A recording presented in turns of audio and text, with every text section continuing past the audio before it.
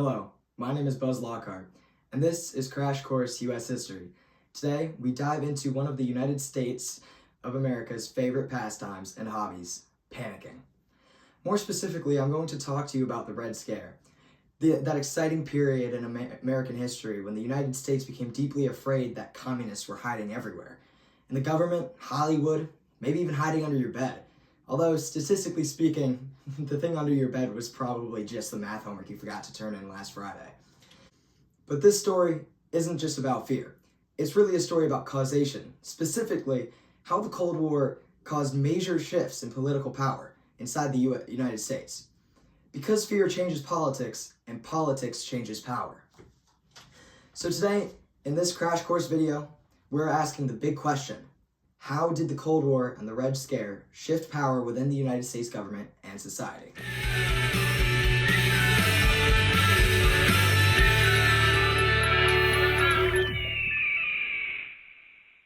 The first section is setting the stage. To understand the Red Scare, we first need to understand the context. After World War II, the United States and the Soviet Union emerged as global superpowers, but they had completely different political and economic systems. The United States supported capitalism and democracy, and the Soviet Union supported communism and authoritarianism. Neither side trusted the other, kind of like two neighbors staring suspiciously at each other over the fence, except both neighbors had nuclear weapons. This tension between the two sides became known as the Cold War. Now, by this time, Americans were already wary of communism before the Cold War. There had actually been a first Red Scare after World War I, but after World War II, fear was intensified because the Soviet Union was no longer some distant revolution. It was a global rival with some real military power. Quite a few events actually increased American anxiety. In 1949, the Soviet Union successfully tested an atomic bomb. China became communist under this guy, Chairman Mao Zedong, who I would do a little more research on if I were you, because this was one bad dude. And the final event in 1950, the Korean War began. To many Americans, it suddenly looked like communism was spreading everywhere, and that fear created an opportunity for politicians to gain power. That is where causation becomes important.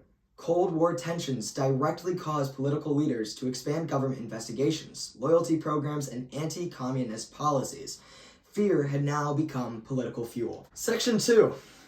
Truman and the expansion of federal power. They probably should have found a smaller title. Anyways, one of the first major shifts in power came under Harry S. Truman. In 1947, Truman introduced the Federal Employee Loyalty Program. This program investigated government workers to determine whether they had communist ties. Now, the government had always exercised some oversight over their employees, but the Cold War dramatically expanded federal surveillance and investigation. Thousands of Americans were investigated. Most were never proven guilty of espionage or disloyalty. But the suspicion alone could ruin careers, and that is important to keep in mind. The Red Scare increased power toward the federal government because Americans increasingly accepted government monitoring in the name of national security. Basically, if you said national security loudly enough in the 1950s, Congress was like, sure, take all the budget. It's not like there are more important things.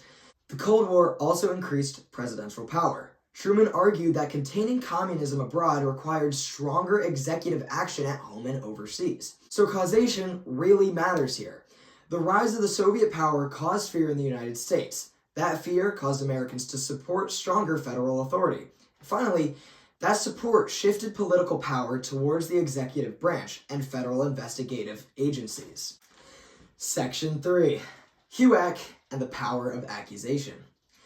The federal government wasn't the only institution gaining power. Congress also expanded its influence through the House of Un-American Activities Committee, HUAC for short. And yes, I also agree it sounds less like a government committee and more like a cartoon villain organization. Kind of like Inspector Gadget, and he's always going against Dr. Claw and mad. HUAC investigated suspected communist influence in American society, with one of its biggest targets being Hollywood.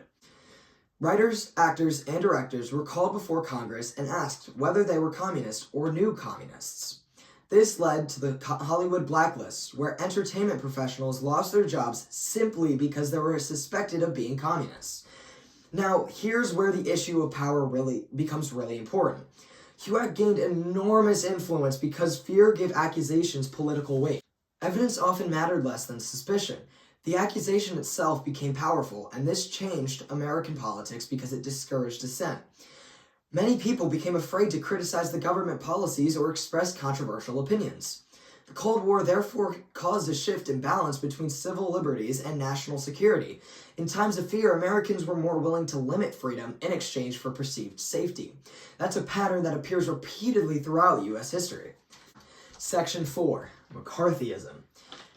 And now we arrive at the most famous figure of the Red Scare, Joseph McCarthy. In 1950, McCarthy claimed he had a list of communists working inside the State Department. Woo! Did he really have this list? Short answer, not really. Long answer, also no. But McCarthy understood something incredibly important about politics and power. Fear attracts attention. McCarthy used anti-communist accusations to gain national fame and political influence. He accused government officials, military leaders, and public figures on communist ties, often with little to no evidence. This period became known as McCarthyism, and McCarthyism shifted political power in several ways. First, it increased the power of politicians who positioned themselves as aggressively anti-communist. Second, it weakened political opposition because criticizing McCarthy risked being labeled as un-American. Third, it strengthened a culture of conformity. Americans were pressured to demonstrate loyalty and patriotism publicly. The Cold War didn't just shape foreign policy, it reshaped domestic politics and political behavior. And again, that's causation. Cold War tensions caused widespread fear, which allowed political figures like McCarthy to gain influence they otherwise may have never achieved. Section 5. Limits of fear. Eventually, McCarthy went a little too far in 1954. The Army McCarthy hearings were televised nationally, and for the first time, millions of Americans watched McCarthy's aggressive tactics directly. Turns out, accusing everyone of being communist is a lot less convincing when people can actually see you doing it live on the television. During the hearings, Army Attorney Joseph Welch famously asked McCarthy, "Have you no sense of decency, sir?" That moment helped turn public opinion against him, and later that year, the Senate formally censured McCarthy. This is important because it shows yet another shift in power. American institutions eventually pushed back against anti-communist extremism. The courts, journalists, and parts of Congress began to defend civil liberties more aggressively. So while the Red Scare expanded government and political power through fear, over time, it also caused Americans to reevaluate the limits of power. The conclusion. So what caused the political shifts of the Red Scare? At the center was the Cold War. Fear of Soviet expansion and communism caused Americans to support stronger government and authority, expanded investigations, and aggressive anti-communist policies. That fear shifted power toward the federal government, toward the presidency, toward congressional investigators, and toward politicians who use anti-communism for influence. But the Red Scare also revealed the dangers of fear-driven policies. Because the nation's anxiety grows, democratic freedoms can shrink. And that's one of the biggest historical lessons of the Red Scare. Political power often expands during periods of fear, but societies eventually have to decide where the limits should be. Also, maybe don't accuse everyone you dislike of being part of an international conspiracy. Historically speaking, that tends to age pretty poorly. Thanks for watching, and see you next time.